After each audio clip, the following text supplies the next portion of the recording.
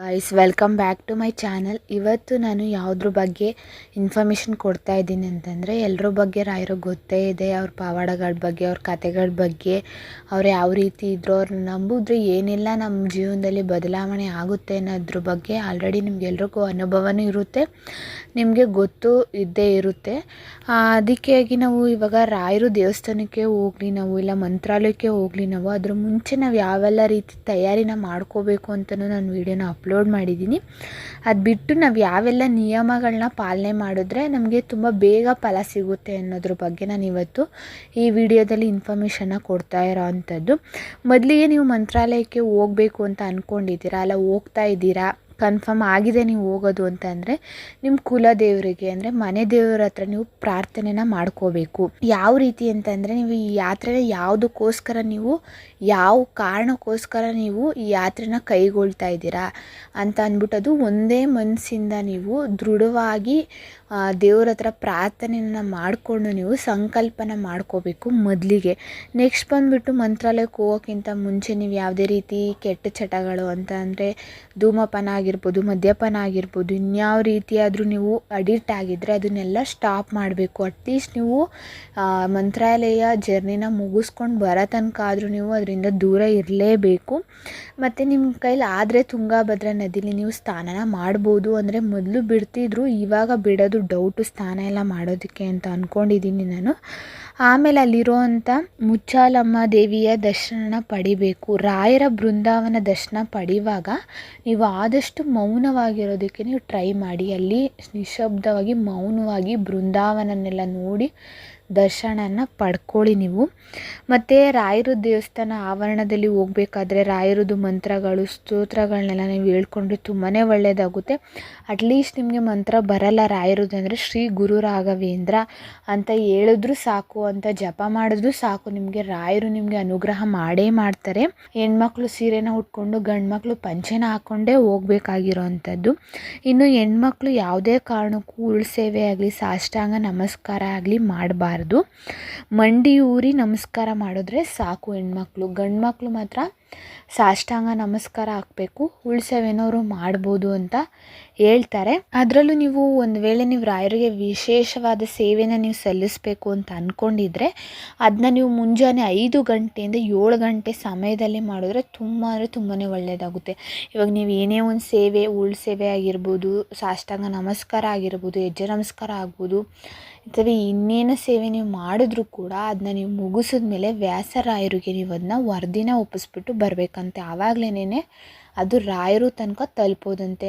ನೋಡಿ ವ್ಯಾಸರಾಯರೇ, ನಾನು ಈ ಥರ ಸೇವೆನ ನಾನು ಮಾಡಿದ್ದೀನಿ, ನಾನು ಈ ಕಾರಣಕ್ಕೋಸ್ಕರ ನಾನು ಮಂತ್ರಾಲಯಕ್ಕೆ ಬಂದಿರೋ ಅಂಥದ್ದು, ನನ್ನ ಸೇವೆನ ರಾಯರಿಗೆ ನೀವು ತಿಳಿಸಿ ನನಗೆ ಆದಷ್ಟು ಬೇಗ ಪ್ರತಿಫಲನ ನೀವು ದಯಪಾಲಿಸಬೇಕು ಅಂತ ಅಂದ್ಬಿಟ್ಟು ನೀವು ವ್ಯಾಸರಾಯರ ಹತ್ರ ಕೈ ಮುಗ್ದು ನೀವು ಅವರಿಗೆ ವರದಿನ ಒಪ್ಪಿಸ್ಬಿಟ್ಟು ಬಂದ್ರೇ ಅಂತೆ ನೀವು ಹೋಗಿರೋ ಅಂಥ ಯಾತ್ರೆ ಆಗಿರ್ಬೋದು, ನೀವು ಮಾಡಿರೋ ಅಂಥ ಸೇವೆ ಆಗಿರ್ಬೋದು ಎಲ್ಲ ಪರಿಪೂರ್ಣವಾಗಿ ಕಂಪ್ಲೀಟ್ ಆಗೋದಂತೆ. ಇದು ಮೇಯ್ನು ಇಂಪಾರ್ಟೆಂಟು ಅಂತ ಹೇಳ್ಬೋದು. ಎಲ್ಲರೂ ಅಷ್ಟೇ, ಯಾರೇ ಮಂತ್ರಾಲಯಕ್ಕೆ ಹೋಗಲಿ ಅಥವಾ ರಾಯರು ಮಠಕ್ಕೆ ಹೋದರೂ ನೀವು ಒಂದು ಪಕ್ಷ ಇದನ್ನು ಮರಿಬಾರದು. ನೀವೇನೇ ಸೇವೆ ಮಾಡಲಿ, ನೀವೇನೇ ಅಂದ್ಕೊಂಡಿರೋದು ಆಗಬೇಕು ಅಂದ್ರೆ ಮೊದಲಿಗೆ ನೀವು ವ್ಯಾಸರಾಯರ ಹತ್ರ ನೀವು ಹೇಳಿ ರಾಯರು ಅವ್ರಿಗೆ ತಲುಪಿಸ್ರಿ ಅಂತಂತ ಅಂದ್ಬಿಟ್ಟು ನಾವು ಹೇಳ್ಬೇಕಾಗುತ್ತೆ.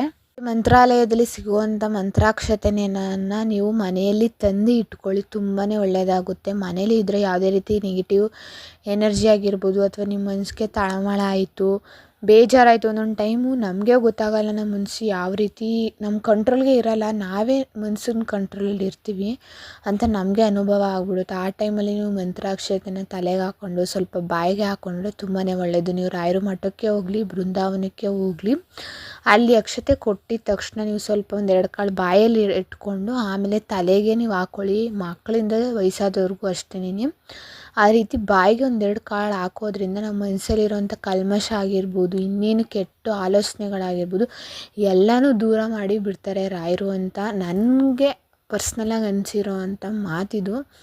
ಅದರಿಂದ ನಾನು ಹೇಳ್ತಾ ಇರೋ ಅಂಥದ್ದು, ನೀವು ಮನೇಲಿ ತಂದು ಇಟ್ಕೊಂಡ್ರೆ, ಇವಾಗ ಮಕ್ಕಳಿರೋ ಮನೇಲಾಗಿರ್ಬೋದು, ಇಲ್ಲ ಪ್ರೆಗ್ನೆಂಟ್ ಇರ್ತಾರೆ, ಅಥವಾ ಇನ್ನೇನಾದರೂ ಮನೇಲಿ ಏನೇ ಸಮಸ್ಯೆ ಬಂದರೂ ಮಂತ್ರಾಕ್ಷತೆನ ಇಟ್ಕೊಂಡು ನೀವು ರಾಯರಲ್ಲಿ ಪ್ರಾರ್ಥನೆ ಮಾಡಿಕೊಂಡು ನೀವು ತಲೆಗೆ ಹಾಕ್ಕೊಂಡ್ರಿ ಅಂತ ಅಂದರೆ ರಾಯರು ಅದನ್ನ ನಮಗೆ ಗೊತ್ತೇ ಆಗದೇ ಇರೋ ರೀತಿಯನ್ನು ಸಾಲ್ವ್ ಮಾಡಿಬಿಡ್ತಾರೆ. ಏನಪ್ಪ ಇಷ್ಟೊಂದು ದೊಡ್ಡ ಕಷ್ಟ ಅಂದ್ಕೊಂಡಿದ್ದೆ, ರಾಯರು ಇಷ್ಟು ಬೇಗ ಹಿಂಗೆ ಪರಿಹಾರ ಮಾಡಿಬಿಟ್ರಲ್ಲ ಅಂತ ನಮಗೆ ಅನಿಸುತ್ತೆ. ಅದರಿಂದ ನೀವು ಮಂತ್ರಾಕ್ಷತೆನ ಹಾಕ್ಕೊಂಡು ತಲೆಗೆ ಎಷ್ಟಾಗುತ್ತೆ ಅಷ್ಟು ಹಾಕ್ಕೊಳ್ಳಿ. ಫುಲ್ ಜಾಸ್ತಿ ಕೊಟ್ಟಷ್ಟು ಹಾಕ್ಕೊಳ್ಳೋದು, ಅದೆಲ್ಲ ನೆಲಕ್ಕೆ ಚೆಲ್ಲೋದು, ವೇಸ್ಟ್ ಮಾಡೋದು ಆ ಥರ ಎಲ್ಲ ಮಾಡಬೇಡಿ. ಅದನ್ನ ಒಂದು ಪೇಪರ್ಗೆ ಆಗಲಿ ಒಂದು ಕವರ್ಗೆ ಆಗಲಿ ನೀವು ಹಾಕ್ಕೊಂಡು ಬಂದು ದೇವ್ರ ಮನೇಲಿಟ್ಟು ನೀವು ಮಾಮೂಲಿ ಪೂಜೆ ಮಾಡೋ ದಿನ ಅದಕ್ಕೂ ಕುಂಕುಮ ಎಲ್ಲ ಇಟ್ಟು ಹೂವು ಎಲ್ಲ ಇಟ್ಟು ನೀವು ಪೂಜೆನ ಮಾಡಿದ್ರೆ ತುಂಬಾ ಒಳ್ಳೆಯದಾಗುತ್ತೆ. ಇದೆಷ್ಟೆಲ್ಲ ಆದಮೇಲೆ ರಾಯರು ಬೃಂದಾವನ ಪ್ರವೇಶಿಸುವಾಗ ಅಂದರೆ ಜೀವ ಸಮಾಧಿ ಆಗಬೇಕಾದ್ರೆ ಅವರೊಂದು ಕೆಲವೊಂದು ಭಾಷಣನ ಮಾಡ್ತಾರೆ. ಜನರು ಮನನ ಮುಟ್ಟಬೇಕು ಆ ರೀತಿ ಅವರೊಂದೆರಡು ಮಾತುಗಳನ್ನ ಆಡಿ ಅವರು ಪ್ರವೇಶನ ಮಾಡ್ತಾರಂತೆ. ಅದು ಯಾವ್ದ್ಯಾವುದು ಅಂದರೆ ನಮ್ಮ ಆಲೋಚನೆ ಸರಿ ಇದ್ದಾಗ ಜೀವನ ಸರಿಯಾಗಿರುತ್ತೆ. ಹೌದು, ಅದೇನೋ ಕರೆಕ್ಟು. ನಾವು ಥಿಂಕ್ ಮಾಡೋ ವೇ ಕರೆಕ್ಟಾಗಿದ್ದರೆ ನಮ್ಮ ಲೈಫ್ ಕರೆಕ್ಟಾಗಿ ಇದ್ದೇ ಇರುತ್ತೆ. ನಾವೇ ರಾಂಗಾಗಿ ಥಿಂಕ್ ಮಾಡ್ತಾಯಿದ್ರೆ ಇಲ್ಲ ನೆಗೆಟಿವಾಗಿ ಥಿಂಕ್ ಮಾಡ್ತಾಯಿದ್ರೆ ನಮ್ಮ ಲೈಫ್ ಫುಲ್ಲು ನೆಗೆಟಿವೇ ತುಂಬಿಕೊಂಡಿರುತ್ತೆ. ನಾವು ಏನೇ ಅಂದ್ಕೊಂಡ್ರೂ ಆಗೋದೇ ಇಲ್ಲ ಅಂತ ನಾವೇ ನಿರ್ಧಾರ ಮಾಡಿಬಿಟ್ಟಿರ್ತೀವಿ. ಮತ್ತು ಇನ್ನೊಂದೇನಪ್ಪ ಅಂತಂದರೆ ಯೋಗ್ಯ ಜನರ ಒಳಿತಿಗಾಗಿ ಮಾಡುವ ಸಮಾಜ ಕಾರ್ಯವನ್ನು ಭಗವಂತನ ಆರಾಧನೆ ಎಂದು ಪರಿಗಣಿಸಬೇಕು. ನಾವು ಯಾವುದೇ ಒಂದು ಒಳ್ಳೆ ಜನಗಳಿಗೆ ಎಲ್ಪ್ ಮಾಡ್ತಾಯಿದ್ದೀವಿ ಅಂತಂದರೆ ನಾವು ದೇವರಿಗೆ ಅದನ್ನ ಒಂದು ಸೇವೆ ರೂಪದಲ್ಲಿ ಸಲ್ಲಿಸ್ತಾ ಇದ್ದೀವಿ ಅಂತ ನಾವೇ ಅಂದ್ಕೊಂಡ್ರೆ ತುಂಬಾ ಒಳ್ಳೆಯದು. ಮತ್ತು ಯಾವುದೇ ಕಾರಣಕ್ಕೂ ಮಾಟ ಮಂತ್ರಗಳು ಮಾಡೋವಂಥ ಜನರಿಂದ ಹತ್ರಕ್ಕೂ ನಾವು ಹೋಗಬಾರ್ದು, ಅವರಿಂದ ದೂರ ಇರಿ ಅಂತ ರಾಯರೇನೆ ಹೇಳಿರೋ ಅಂಥದ್ದು. ಮತ್ತು ಸರಿಯಾದ ಜ್ಞಾನವು ಯಾವುದೇ ಪವಾಡಕ್ಕಿಂತ ದೊಡ್ಡದಾಗಿದೆ. ನಾವು ಕರೆಕ್ಟಾಗಿ ನಾವು ಜ್ಞಾನನ ಪಡ್ಕೊಂಡ್ರೆ ನಾವು ಇನ್ನು ಅದಕ್ಕಿಂತ ದೊಡ್ಡ ಪವಾಡ ಯಾವುದೂ ಇಲ್ಲವೇ ಇಲ್ಲ. ಇನ್ನು ಭಗವಂತನಲ್ಲಿ ಭಕ್ತಿ ಇರಲಿ. ಈ ಭಕ್ತಿ ಎಂದಿಗೂ ಕುರುಡು ನಂಬಿಕೆ ಆಗಬಾರದು. ಹೌದು, ಎಷ್ಟು ಭಕ್ತಿ ಯಾವುದೇ ಆದರೂ ಅಷ್ಟೇ ಅಲ್ವಾ. ಅಮೃತನೂ ಕೂಡ ವಿಷ ಆಗೇ ಆಗುತ್ತೆ ಅಂತ ಹೇಳ್ತಾರೆ. ಅಮೃತನೂ ಅತಿಯಾದರೆ ವಿಷ ಆಗೇ ಆಗುತ್ತೆ. ಆದ್ದರಿಂದ ಭಕ್ತಿ ಇರಬೇಕು, ಎಷ್ಟಿರಬೇಕು ಅಷ್ಟೇ ಇರಬೇಕು. ನಾವು ಜಾಸ್ತಿಯಾಗಿ ಅತಿಯಾಗಿ ಅದನ್ನೇ ಲೈಫಲ್ಲಿ ಒಂದು ರೀತಿ ಅಳವಡಿಕೆ ಮಾಡ್ಕೋಬೇಕು ಹೊರತು ಅದನ್ನೇ ಲೈಫ್ ಮಾಡ್ಕೋಬಾರ್ದು. ಇದಿಷ್ಟು ರಾಯರು ನುಡಿಗಳು ಅಂತಂದರೆ ಇದನ್ನು ನಾವು ಅರ್ಥ ಮಾಡಿಕೊಂಡ್ರೆ ನೆನ್ಪಿಟ್ಕೊಂಡ್ರೆ ನಮ್ಮ ಮನಸ್ಸಲ್ಲಿ ನಮ್ಮ ಲೈಫ್ಗೆ ತುಂಬಾ ಯೂಸ್ಫುಲ್ ಆಗೇ ಆಗುತ್ತೆ. ಅದಂತೂ ನಿಜ. ಇದಿಷ್ಟು ನನ್ನ ವ್ಲಾಗ್ನ ರಾಯರ ಬಗೆಗಿನ ಇನ್ಫಾರ್ಮೇಷನು. ಇದು ನಿಮಗೆಲ್ಲ ಯೂಸ್ಫುಲ್ ಆಗೇ ಆಗುತ್ತೆ ಅಂತ ನಾನು ಅಂದ್ಕೊಂಡಿದ್ದೀನಿ. ಇನ್ನು ನೆಕ್ಸ್ಟ್ ವ್ಲಾಗಲ್ಲಿ ನಾನು ರಾಯರ ಬಗ್ಗೆನೇ ಇನ್ನೊಂದು ಇಂಪಾರ್ಟೆಂಟ್ ಆಗಿರೋ ವಿಷಯನ ನಾನು ಹೇಳಬೇಕು ಅಂತ ಅಂದ್ಕೊಂಡಿದ್ದೀನಿ. ಅದನ್ನ ನೆಕ್ಸ್ಟ್ ವ್ಲಾಗಲ್ಲಿ ನಾನು ಹೇಳೋಕ್ಕೆ ಇಷ್ಟಪಡ್ತೀನಿ. ಪ್ಲೀಸ್ ನನ್ನ ಚಾನಲ್ನ ಸಬ್ಸ್ಕ್ರೈಬ್ ಮಾಡಿ, ಶೇರ್ ಮಾಡಿ. Thank you for watching.